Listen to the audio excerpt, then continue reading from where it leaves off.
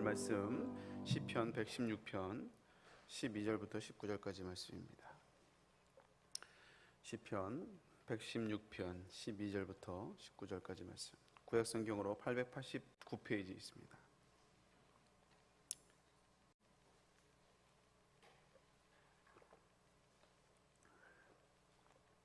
시편 116편 12절부터 19절. 우리 다 찬절 한 목소리 같이 말씀 받겠습니다.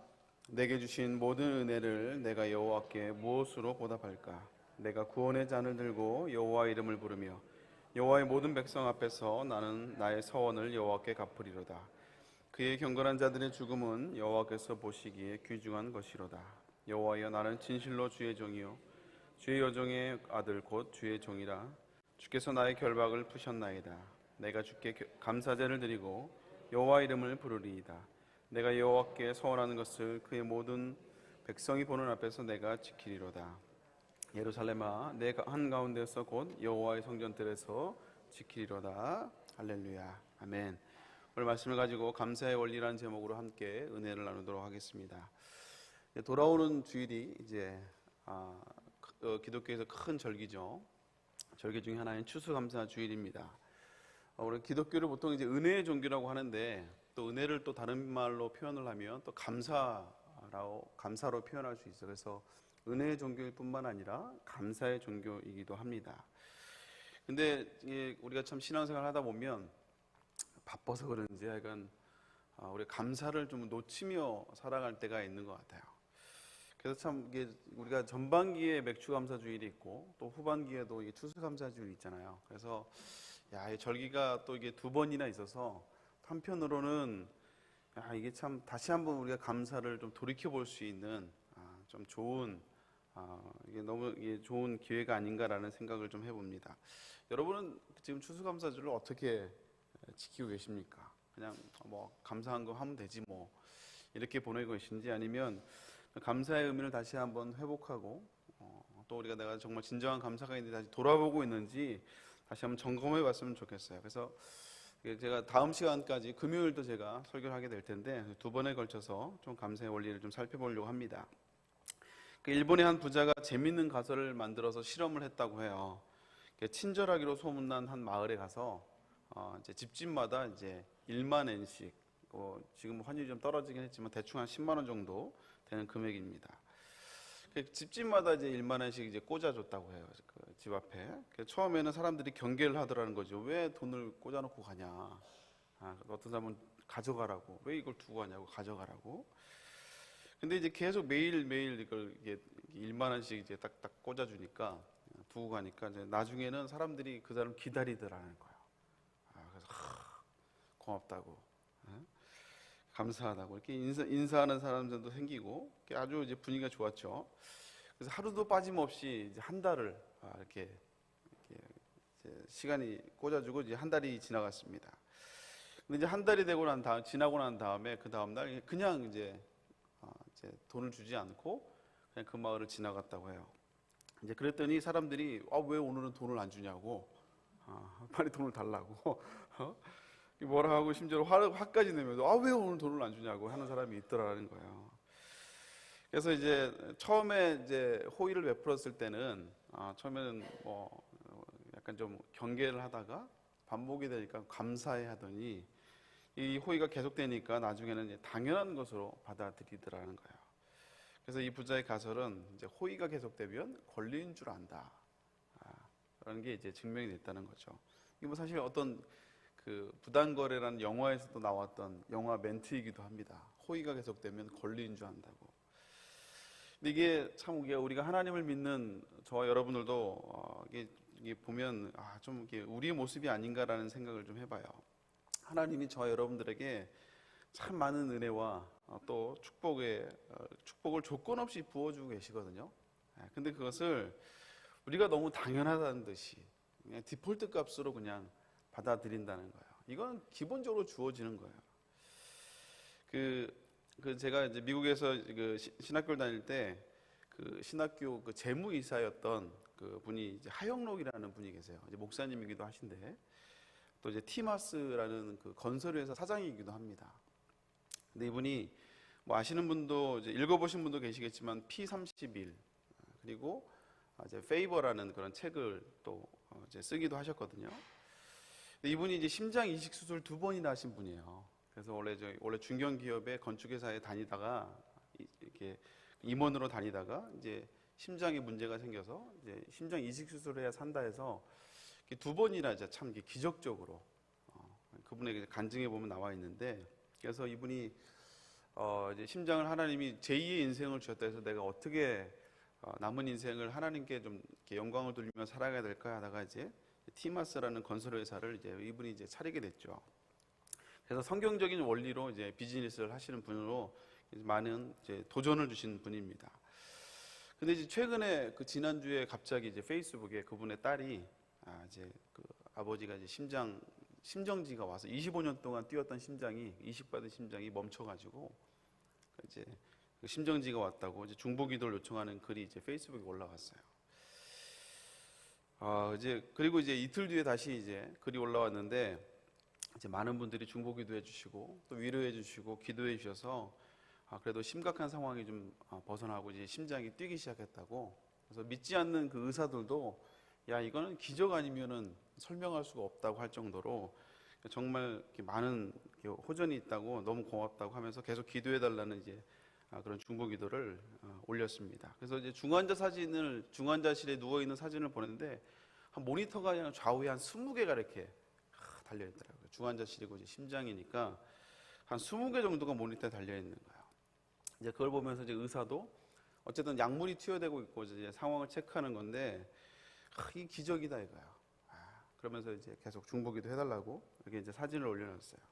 저도 계속 이제 같이 그 소식을 듣고 같이 기도하면서 또 이제 그 사진을 이제 딱 보면서 느꼈던 생각이 뭐였냐면, 야 이게 참 저기 20개가 되는 그 모니터를 보면서 그 뭐 약물 투여하면서 그 심장이 뛰는 거 다시 뛰는 것도 참 기적인데, 어쩌면 그거 없이 그 뭐 약물 투여하는 것도 없고 20개 모니터 달지 않아도 우리 심장이 저절로 뛰고 있잖아요.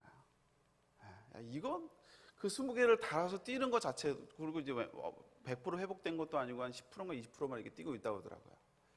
근데 그것도 이제 믿음이 없는, 신앙이 없는 의사들도 이건 진짜 하나님이 하셨다고 기적이라고 얘기를 하는데, 아무런 조치도 하지 않고 아무런 뭐 우리가 뭘 하지도 않은데도 불구하고 우리 심장이 오늘도 뛰고 있지 않습니까? 그래서 이 새벽에 우리가 나왔잖아요. 이거 자체도 참 기적이고, 우리가 사실 기적을 달고 다니는 거예요. 기적을 달고 다니는데 사실 이 기적은 기적이라고 얘기하지 않고 이건 그냥 디폴트 값이에요. 그냥 아무런 감동도 없는, 누구에게는 그 심장 뛰는 것 자체가 기적인데 우리에게는 아무런 기적이 아닌 당연한 것이죠.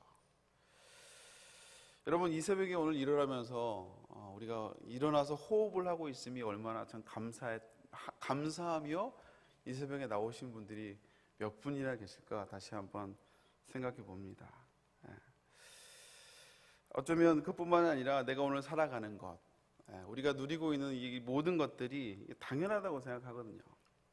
건강한 것도 당연한 거고, 내가 뭐 살아가는 것, 또 내 인생에 여러 가지 뭐 환난과 뭐 고난이 없는 것, 이게 우리가 물론 이제 하나님의 인도하심이고 보호하심이라고 얘기를 하지만, 그러나 우리 마음 가운데는 사실 이게 디폴트가로 딱 돼 있어요. 이건 당연한 거예요. 당연한 거.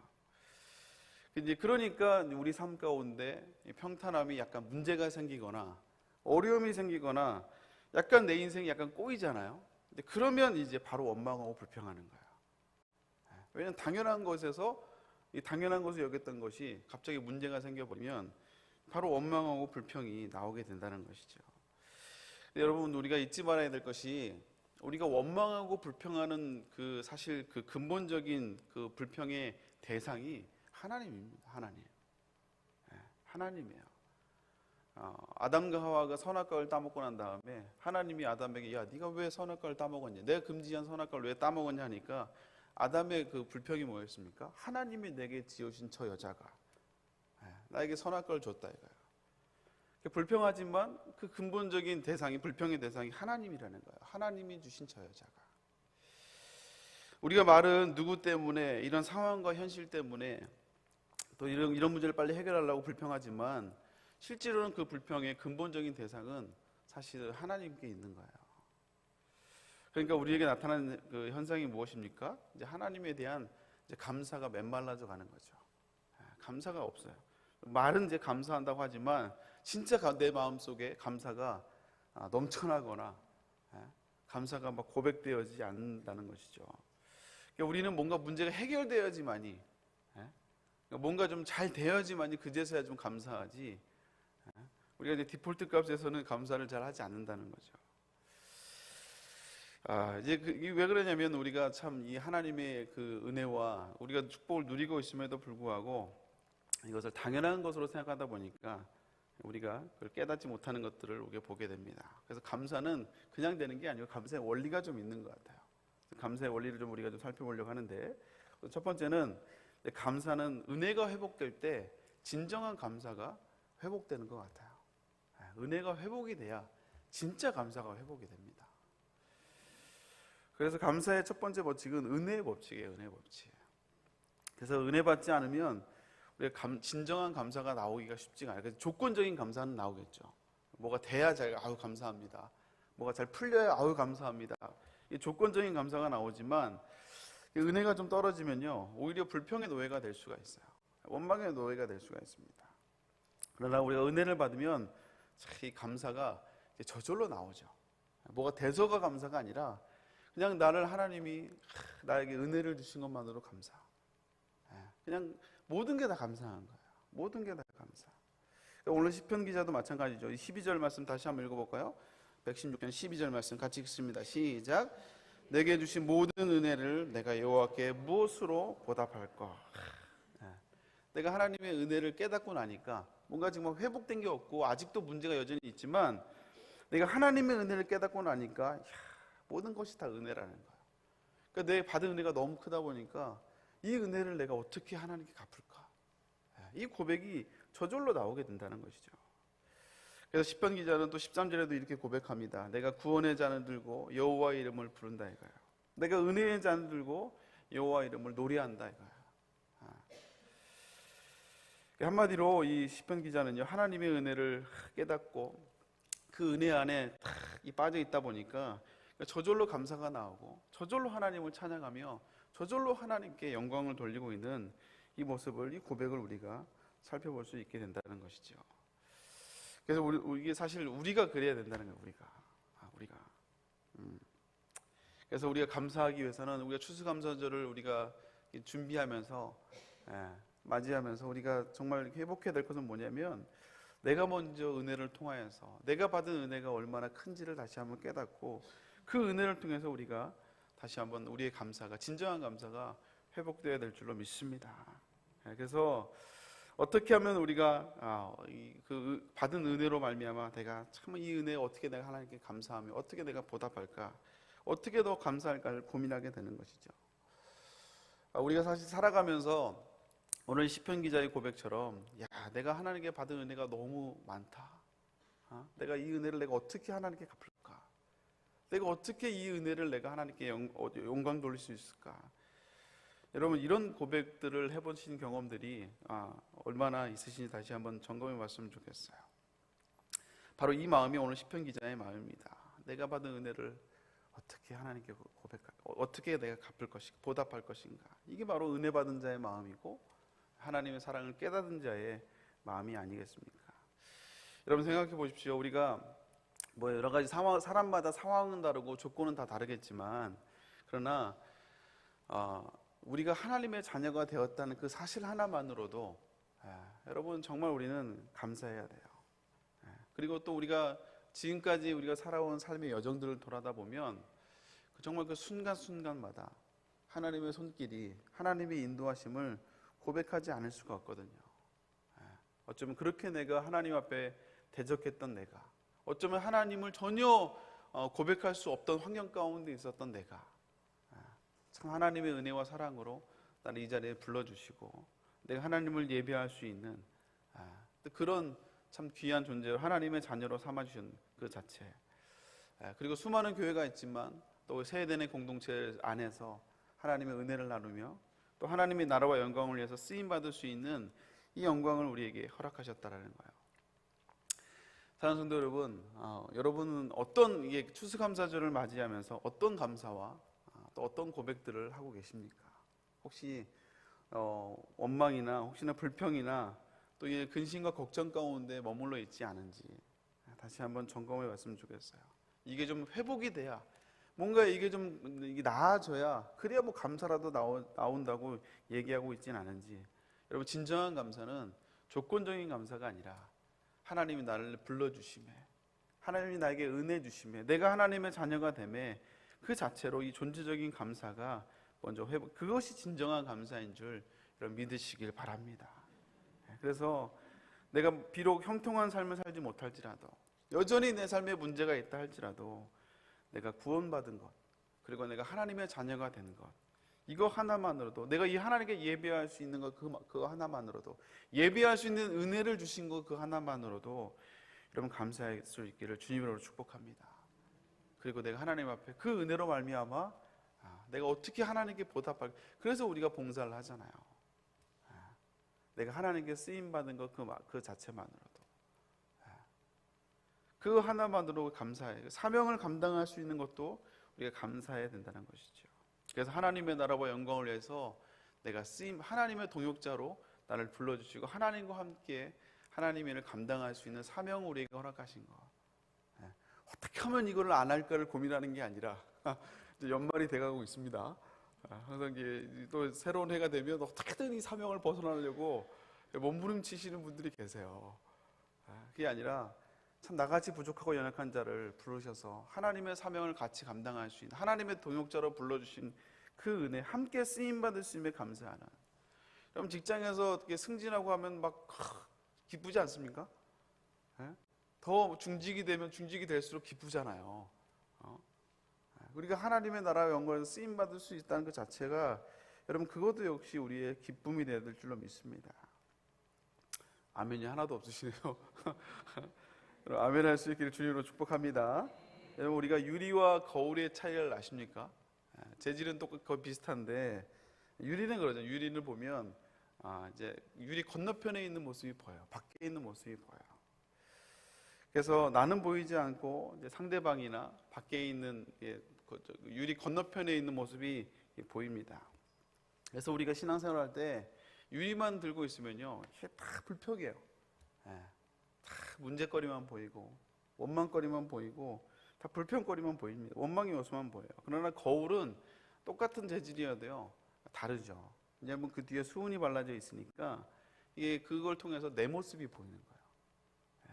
밖의 모습이 아니라, 상대방의 다른 사람의 외부의 모습이 아니라 내 모습이 보이는 거예요.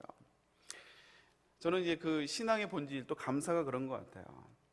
내가 은혜를 받으면요, 마치 그 수은이 발라져서 내 모습이 보이는 것처럼 상대방의 모습이 보이고 건너편의 모습이 보이는 것이 아니라 내 모습이 보입니다. 내 모습이. 그래서 우리가 은혜를 받으면 부족한 내 모습이 먼저 보이기 시작하고, 그 부족한 내가, 나 같은 자를 하나님이 불러주셔서 하나님의 은혜 안에 거하게 하는 하나님의 자녀가 되고 하나님의 사랑 속에 있게 됨을 우리가 발견하게 되는 거예요. 부족하지만 하나님 그 풍성한 은혜 속에 내가 누리고 있는, 그 은혜 안에 내가 보호받고 있는 나의 모습을 발견하게 된다는 것이죠. 그래서 우리가 은혜를 받게 되면요, 나같이 부족한 자를, 나같이 연약한 자를 하나님이 불러주시고 나를 여전히 사랑하시며 나를 포기하지 않으시는, 여전히 나를 기대하고 계시는 그 하나님의 사랑을 깨닫게 된다는 것입니다. 그래서 우리가 자주 부르는 찬양 가운데 내 모습 어디가 아름다워라는 그 찬양이 있죠. 내 모습 어디가 아름다워 주님 나를 사랑하시나. 너무나 약하여 너무나 부족하여 너무나 눈물 많아 사랑하시죠 라는 가사의 고백이 있습니다. 사랑하는 성도 여러분, 우리가 은혜의 거울로 보면요, 그 은혜 앞에 보면 부족한 내 모습 보이고 여전히 나를 사랑하시는, 택해 주신 그 주님의 사랑 앞에 진정한 감사가 회복이 되는 거예요. 그러니까 이제 어찌 오늘 시편 기자의 고백처럼 구원의 잔을 들고 여호와의 이름을 찬송하지 않을 수 있겠어요. 어떻게 하나님의 이름을 찬양하고 은혜를 고백하지 않을 수 있겠습니까? 그리고 내게 주신 은혜를 내가 어떻게 하나님께 갚을까라는 이 아름다운 마음, 이 고백들이 어찌 우리에게 생기지 않겠습니까? 사랑하는 여러분, 우리가 추수감사절을 좀 우리가 준비하면서 그냥 평범한 일상이 아니라 이 절기는 다시 하나님의 그 감사를 기억하라는 절기거든요. 그냥 헌금 내는 절기가 아니에요. 헌금을 아무리 뭐 수억을 넣는다 할지라도 내 감사를, 진정한 감사를 회복하지 못하면 그 헌금이 무슨 의미가 있겠습니까? 사랑하는 여러분, 우리가 추수감사를 준비하면서 우리가 무엇을 감사할 것인가? 내가 어떤 고백을 하고 있는가? 오늘 다시 한번 이게 얼마 남지 않았어요. 며칠 남지 않은 기간 동안 다시 한번 나는 하나님 앞에서 이 은혜를 다시 회복함으로 내가 진정한 감사를 회복하고 있는지 다시 한번 돌아볼 수 있는, 더욱더 깨달을 수 있는 저와 여러분 될 수 있기를 주님의 이름으로 축복합니다. 함께 기도하겠습니다. 사랑의 하나님, 감사를 드립니다. 우리가 지금 이 자리에 우리가 하나님께 예배할 수 있음이 감사인 줄로 믿습니다. 하나님의 은혜요 축복인 줄로 믿습니다. 우리가 여러 가지 내 삶 가운데 정말 여러 가지 문제 때문에 혹시 그 문제로 인해서 불평하고 원망하고 두려워하여 감사를 잃어버리지 않은지 다시 한번 돌아보길 원합니다. 우리가 감사를 하지 못하고 있다는 얘기는 우리가 은혜를 놓치고 있다는 이야기인데, 하나님 다시 한번 이 새벽에 다시 한번 말씀을 통해 감사의 본질을 깨닫는 아버지 귀한 주의 백성들 될 수 있도록 주여 인도하여 주옵소서. 추수감사절을 아버지 우리가 맞이하며 정말 다시 한번 나에게 주신 하나님의 은혜를 기억하며 진정한 감사가 회복되는 복된 성도들 될 수 있도록 주여 인도하여 주시옵소서. 주님 앞에 나아가며 귀한 예물 드립니다. 무엇보다 감사의 물로 먼저 선불감사로 드려지는 귀한 하나님의 백성들, 하나님의 선하신 인도하심을 믿으며 신실하신 하나님을 고백하며 드려지는 이 감사의 예물을 주님이 기억하여 주시옵소서. 연약한 자를, 아버지 부족한 자를 하나님 불쌍히 여겨 주옵시고 긍휼히 여겨 주옵시며 하나님 은혜로 붙잡아 주시옵소서. 하나님 역사하여 주시옵소서. 여러 가지 자녀를 위해서 기도합니다. 아버지 건강을 위해서 기도합니다. 특별히 수능을 아버지 준비하는 자녀를 위해서 기도합니다. 하나님 함께하여 주옵시고 하나님 은혜 허락하여 주시옵소서. 하나님 붙잡아 주시옵소서. 또 아버지 일천번제로 드려지는 많은 기도의 제목들 하나님 응답하여 주옵시고 하나님 아버지 역사하여 주옵시며 무엇보다 진정한 감사가 다시 한번 은혜를 회복됨으로 말미암아 아버지 어떤 아버지 뭐가 회복돼서 감사한 것이 아니라 뭐가 하나님이 채워져서 감사한 것이 아니라 하나님이 나를 불러주시고 나에게 은혜 주심에 그 본질적인 감사가 먼저 회복되는 우리 모든 성도들 될 수 있도록 주여 인도하여 주시옵소서. 추수감사절 준비하며 더 풍성한 감사가 넘쳐나는 아버지 우리 성도들 될 수 있도록 인도하여 주시옵소서. 특별히 목요일에 아버지 수능을 주님 기억하여 주옵시고 우리 세대의 자녀들 안에 붙잡아 주옵시며 감사함으로 아버지 시험에 임할 수 있도록 인도하여 주시옵소서. 그 마음 가운데 평안함으로 임하게 하여 주옵소서. 두려워 떨림이 아버지 물러가게 하여 주옵시고 그 마음 가운데 평안함과 감사함으로 기쁨으로 시험에 임할 수 있도록 주여 역사하시고 은혜 허락하여 주시옵소서. 다시 한번 함께 하시길 믿사하고 감사드리며 예수님의 이름으로 기도 올려옵나이다. 아멘. 하늘에 계신 우리 아버지야, 이름이 거룩히 받으시오며 나라의 없으며 뜻이 하늘에서 이루어진 것 같이 땅에서도 이루어지리다. 오늘 우리에게 일용할 양식을 주시옵고 우리가 우리에게 죄 진 자를 사하여 준 것 같이 우리 죄를 사하여 주시옵고 우리를 시험에 들게 하지 마시옵고 다만 악에서 구하시옵소서. 나라와 권세와 영광이 아버지께 영원히 있사옵나이다. 아멘. 우리 함께 기도할 때 먼저 담임 목사님을 위해서 기도해 주시고요. 수능생 자녀를, 우리 세대의 자녀를 놓고 기도해 주시길 바랍니다. 217명의 우리 세대의 자녀들 감사함으로 시험에 임할 수 있도록 기도해 주시고 여러분 각자 기도 제목을 놓고 오늘 말씀을 기억하며 주여 세 번씩 기도하고 돌아갑니다. 주여 주여 주여. 하나님 감사합니다.